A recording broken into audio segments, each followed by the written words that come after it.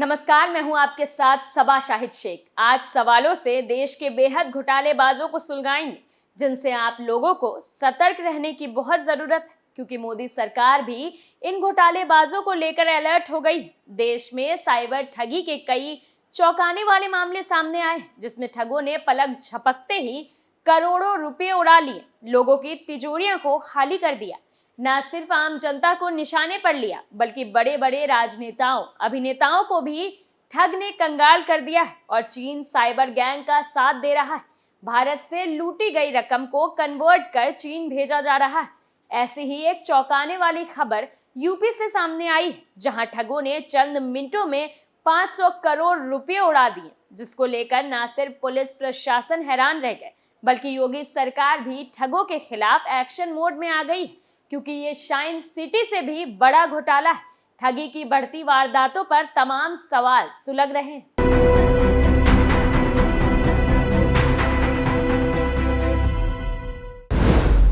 कैसे अमीर बनने के लालच में लगा 500 करोड़ का चूना? साइबर ठगों के खिलाफ क्या एक्शन लेंगे मोदी? कैसे चीन भारत में करवा रहा है साइबर ठगी? अमित शाह के आदेश से क्यों कांप गया चीन? इन सवालों ने देश भर के घोटालेबाजों में हड़कंप मचा दिया है। तो आगे चीन की चालाकी और मोदी सरकार के एक्शन पर बात करें, उससे पहले 500 करोड़ का घोटाला कैसे हुआ, चलिए बताते हैं।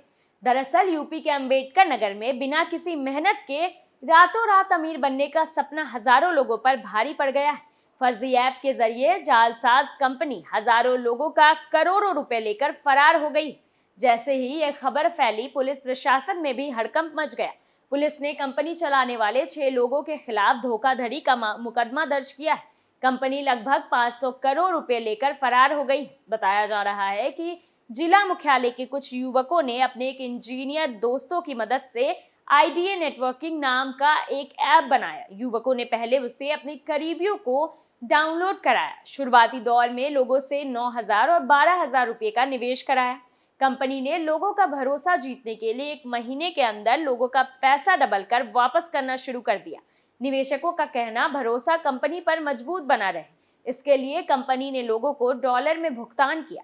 धीरे धीरे जब लोगों का भरोसा कायम होने लगा, तो पूरे जिले में काफी तेजी से लोग ऐप को डाउनलोड करने लगे। बताया जा रहा है कि जिले के तमाम बड़े व्यवसायी और सफेद पोश लोगों से लेकर तमाम लोगों ने इसमें निवेश किया। कंपनी का कारोबार सबसे ज्यादा शहजादपुर मोहल्ले में था। कंपनी ने पिछले 3 अप्रैल को अपने निवेशकों के लिए एक विशेष ऑफर निकाला, जिसके बाद बड़ी संख्या में लोगों ने अपना पैसा निवेश किया। निवेशकों की माने तो तकरीबन 500 करोड़ से ज्यादा रुपए लेकर कंपनी फरार हो गई। फर्जी कंपनी के सहारे जालसाज जनता को लूटते रहे हैं। प्रशासन को इसकी खबर तक नहीं लगी, क्योंकि लोग लालच के दलदल में बुरी तरह फंस चुके थे। किसी ने इस ऐप के वेरिफिकेशन के बारे में नहीं सोचा। अब तो कहा यह भी जा रहा है कि पुलिस के अधिकारी और नेता भी इस धंधे में शामिल थे। खैर, वो तो जांच के बाद साफ हो पाएगा कि कौन कौन करोड़ों की रकम बचाकर भागा है।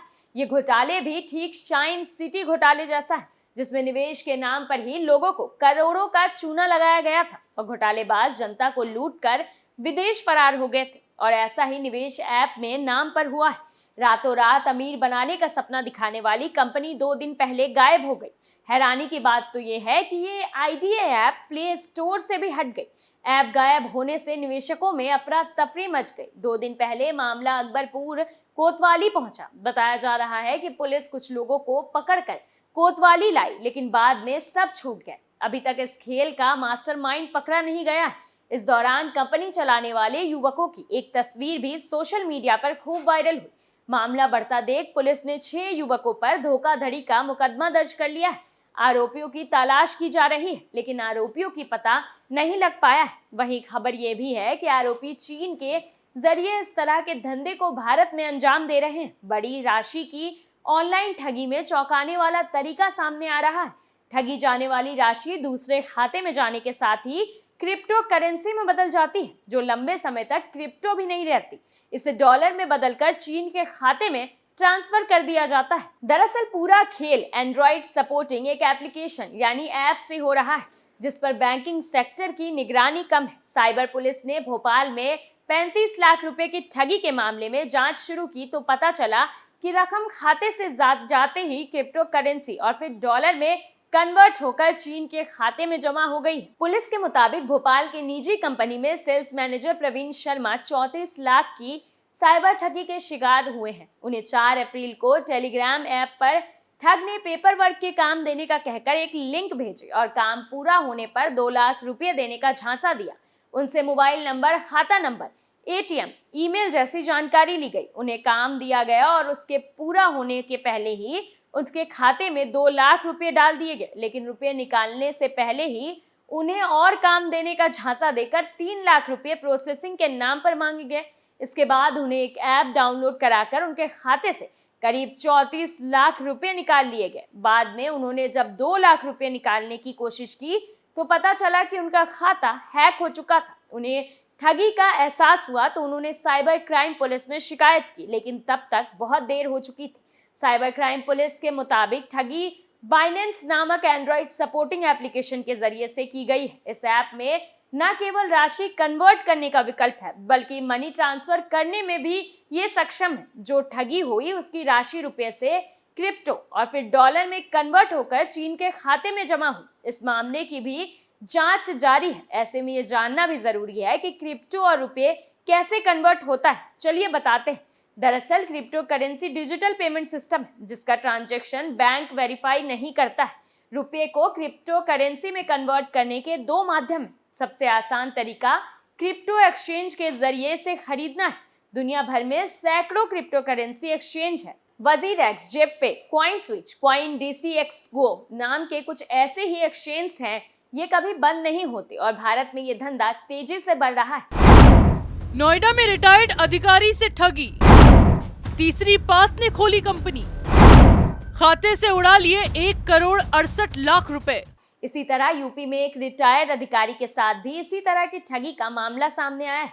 ये मामला नोएडा का है। दरअसल साइबर क्राइम थाना सेक्टर 36 पुलिस के क्यूरिवीन नट्स दिलाने के नाम पर रिटायर्ड आईआईएस के रिटायर्ड अधिकारी के साथ 1.68 करोड़ रुपए की ठगी करने के मामले में आरोपी को गिरफ्तार किया गया है। आरोपी ने कनाडा की एक कंपनी के बीच में मध्यस्थ बनकर करोड़ों रुपए हड़प लिए। नोएडा साइबर क्राइम थाना पुलिस ने आरोपी को अरेस्ट किया है। चौंकाने वाला खुलासा तो ये है कि आरोपी सिर्फ 3री क्लास पास है और वो इतने बड़े लेवल पर ठगी का काम कर रहा था। विदेशी गैंग के जरिए भारत में घोटाले को अंजाम दे रहा है। दरअसल शिकायतकर्ता राजीव गुप्ता ने साल 2021 में एक रिपोर्ट दर्ज करते हुए बताया कि कुछ लोगों ने फेसबुक के माध्यम से उनसे दोस्ती की और दवाओं में प्रयोग होने वाले क्यूरवीन नट्स, जो कि कनाडा से आता है, उसका व्यापार करवाने के नाम पर अपने खाते में 1 करोड़ 68 लाख रुपए धोखाधड़ी से ले लिए। जब युवक को पता चला कि उसके साथ ये ठगी हुई है तो पीड़ित ने तुरंत साइबर क्राइम पुलिस में शिकायत दर्ज करवाई और पुलिस ने तेजी दिखाते हुए आरोपी को तुरंत पकड़ लिया। तो देश में ठगी के ऐसे ही तमाम मामले सामने आ रहे हैं, जिसने राज्य के साथ साथ केंद्र सरकार को भी हैरान कर दिया। अब पीएम मोदी से लेकर अमित शाह तक साइबर ठगों के खिलाफ एक्शन मोड में आ गए। केंद्रीय गृह मंत्रालय के तहत आने वाले Indian cyber crime coordination centre ने सभी राज्यों और केंद्र शासित प्रदेशों को अलर्ट जारी कर दिया है। कहा है कि इंडोनेशिया का एक संदिग्ध हैकर ग्रुप देश भर में 12,000 सरकारी वेबसाइटों पर साइबर हमला कर सकता है। नोटिस के मुताबिक इंडोनेशिया साइबर अटैक ग्रुप देश में 1,200 सरकारी वेबसाइटों को निशाना बना रहा है। अलर्ट में यह हमला जल्द होने की आशंका जताई गई है और संबंधित अधिकारियों से इसे विफल करने के लिए आवश्यक एहतियाती कदम उठाने के लिए कहा गया है। यानी कि सरकार अब सख्ती से साइबर ठगों के खिलाफ एक्शन ले रही है। जल्द देश में एक बड़ी कार्रवाई होगी, जिससे न सिर्फ ठगों की कमर टूटेगी बल्कि चीन भी कांप उठेगा। सुलगता सवाल में आज के लिए इतना ही। नए मुद्दे के साथ फिर पेश होंगे। तब तक के लिए देखते रहिए कैपिटल टीवी। नमस्कार।